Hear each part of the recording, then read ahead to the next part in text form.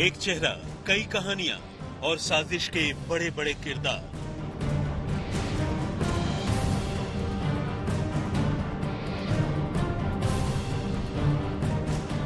और फिर रहस्य की पूरी कहानी घूम फिर कर इसी चेहरे पर आकर टिक जाती है, जिसका नाम है सचिन वाजे।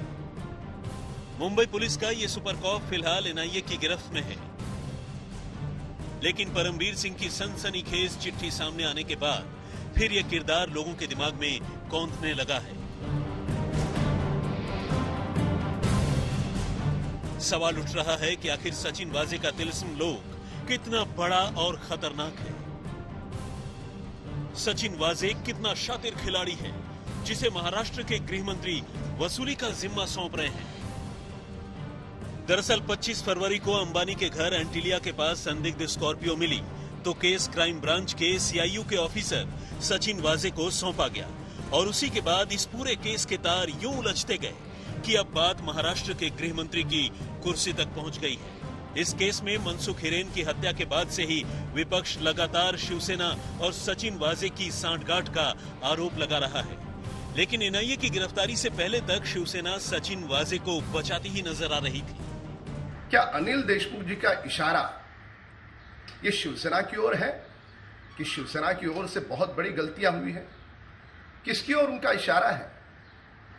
इन दोनों दलों का आपसी मनमुटाव, इनका आपसी संघर्ष, उसी के कारण कानून व्यवस्था बिगड़ी हुई है। और ऐसे कौन से कारण हैं कि 22 दिन बीत जाने के बाद भी पूरी की पूरी सरकार वाजे गैंग को बचाने की पीछे पड़ी है?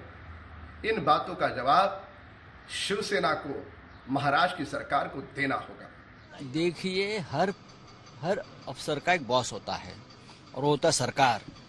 ये फडणवीस साहब को मालूम है, सरकार ही बॉस होती है। जो सरकार सत्ता पे बैठती है, बहुमत वाली सरकार होती है, वो प्रशासन की बॉस होती है। क्या बॉसेस की बात करते हो?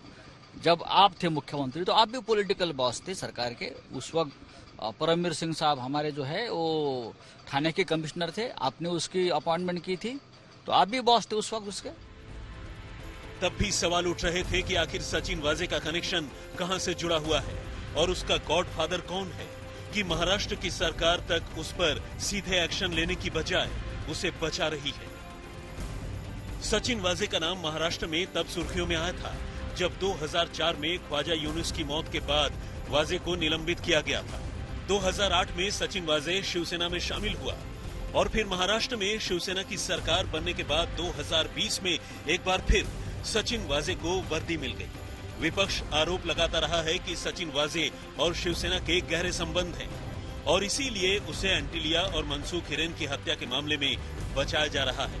यहाँ तक कि मुंबई पुलिस कमिश्नर के पद से परमवीर सिंह के तबादले का कनेक्शन भी सचिन वाजे से जोड़कर देखा जा रहा है। जांच एनआईए और एटीएस कर रही है और बहुत ही प्रोफेशनली कर रही है। ये जांच में जो भी बातें आगे आएंगी वो हिसाब से कार्रवाई की जाएगी, नंबर 1। नंबर 2, उनकी जांच में कुछ बाधा नहीं आना चाहिए करके वहाँ के पुलिस कमिश्नर ऑफिस के हमारे जो कुछ उसमें हमारे जूनियर अधिकारी और बाकी जो भी कुछ अधिकारी, उसमें उनकी बाधा नहीं आना चाहिए और अच्छी तरीके से इंक्वायरी होना चाहिए।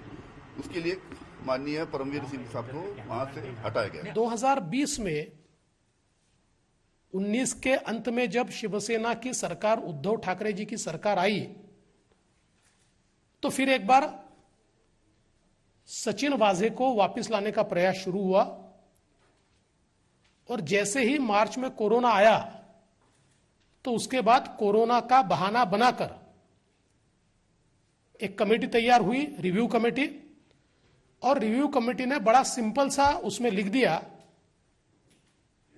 कि चूंकि कोरोना में हमको अधिकारियों की आवश्यकता है, हमारे कई अधिकारी बीमार पड़ रहे हैं, इसलिए हम सचिन वाजे को वापस लेते हैं। सचिन वाजे की ताकत और उसकी पैठ का अंदाजा इसी बात से लगाया जा सकता है कि एनआईए की गिरफ्त में आने के बाद भी वो जांच में सहयोग नहीं कर रहा है। अब परमवीर सिंह ने सचिन वाजे का नाम लेकर सीधे महाराष्ट्र के गृह मंत्री पर 100 करोड़ की वसूली के आदेश का आरोप लगा दिया है, जिसने पूरे केस को और उलझा कर रख दिया है। लेकिन यह बात साफ है कि एंटीलिया के पास मिले विस्फोटक की कहानी कई कड़ियों और किरदारों से जुड़ी हुई है। और इसकी एक एक परत हटने के साथ कई बड़े चेहरे बेनकाब हो सकते हैं और इस पूरे कांड का सबसे बड़ा खुलासा सचिन वाजे ही कर सकता है। मुंबई से सौरभ वक्तानिया के साथ आज तक ब्यूरो।